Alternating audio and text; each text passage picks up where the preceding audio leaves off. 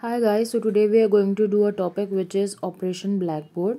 इससे पहले की वीडियो में मैंने आपको एक टाइमलाइन दिया था जिसमें मैंने बताया था कि जो सारी पॉलिसीज़ हैं वो कैसे लागू हुई, जिसमें से हमने कोठारी कमीशन और इंक्लूसिव एजुकेशन कर लिया है. So today we are going to do operation blackboard. So I am going to give you a background detail of operation blackboard. 1986 में राजीव गांधी द्वारा एनपीई लागू हुआ था, जिसमें उन्होंने ये बोला था कि जो हर स्कूल हैं सभी स्कूलों को बेयर मिनिमम अमाउंट मिलेगा ताकि वो जो क्रूशियल फैसिलिटीज़ हैं वो वहाँ पे लागू कर पाएँ. ठीक है.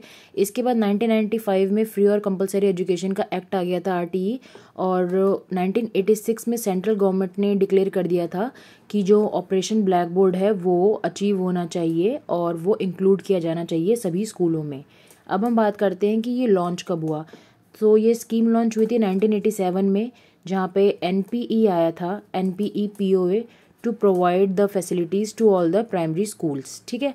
सभी जो स्कूल्स थे कंट्री में उनको मिनिमम फैसिलिटीज़ तक एटलीस्ट वो एबल हों कि बच्चों को मिनिमम फैसिलिटीज़ मिल पाएँ. इस स्कीम के अंडर में ये मुहिम छेड़ा गया था. अब यहाँ पे लॉन्च तो ये हो गया, पर इम्प्लीमेंटेशंस क्या क्या हुई. सो इम्प्लीमेंटेशंस के लिए जो डायरेक्टर ऑफ एजुकेशन थे महाराष्ट्र स्टेट के state level and bye education officer, ज़िला परिषद डिस्ट्रिक्ट लेवल रूरल एरियाज़ में उन्होंने इसको लागू करा.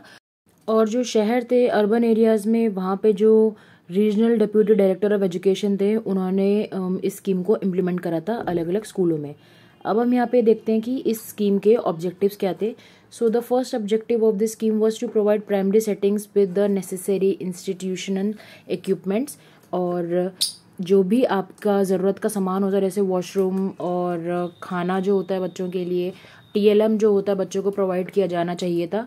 और जो भी बच्चों के लिए फैसिलिटीज़ होती है, बिजली पानी की सुविधा, वो सब स्कूलों में होनी चाहिए थी. और नेक्स्ट 5 ईयर में scheme was extended to upper primary. ठीक है. पहले स्कीम सिर्फ प्राइमरी क्लासेस के लिए थी, बट बाद में ये अपर प्राइमरी तक एक्सटेंड हो गई. अब हम ये देखते हैं कि जो स्कूल्स और स्टूडेंट्स थे उनकी रेशियो क्या थी. सो 30 सितंबर 1986 में अराउंड 50,000 स्कूल्स, मान लो 50,000 प्राइमरी स्कूल्स थे जिसमें 62 लाख बच्चे थे. ठीक है. और यही जो रेंज थी ये 1995 तक में 56,540 स्कूल्स बन गए थे. और जो बच्चे थे वो अराउंड 80 लाख के करीब पहुंच गए थे. ठीक है. जो टीचर्स थे उसमें अराउंड 16,576 टीचर्स थे जिनको अपॉइंट करा था, जिसमें से 61% को ट्रेनिंग मिली थी और उनके पास में टीएलएम था.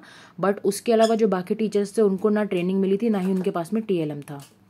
फिजिकल एजुकेशन और कल्चरल एक्टिविटीज़ में सिर्फ 10 से 14% टीचर्स को ट्रेनिंग दी गई थी. उसके अलावा जो टीचर्स का ट्रेनिंग का जो एरिया था वो बहुत ही ज़्यादा अनसेटिस्फैक्ट्री था.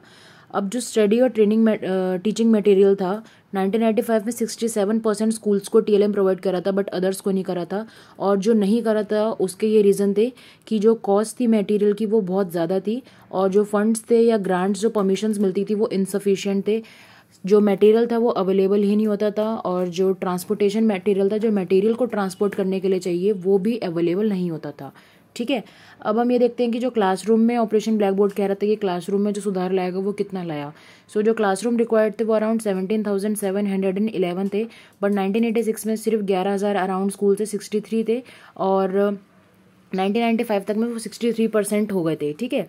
और ये भी रिजल्ट था वो अनसेटिस्फैक्ट्री था. उसके बाद जो 80% स्कूल थे वहाँ पे 130 क्लासरूम थे.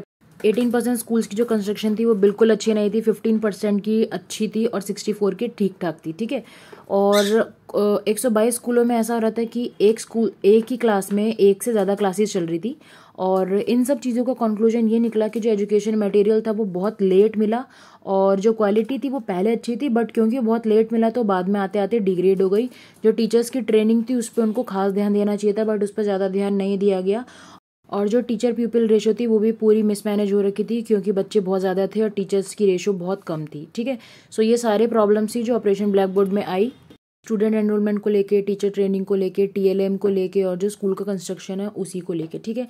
सो आई होप अब आप लोगों को समझ आ गया होगा कि ऑपरेशन ब्लैक बोर्ड में क्या हुआ था और उसका एंड रिजल्ट क्या था. बाय.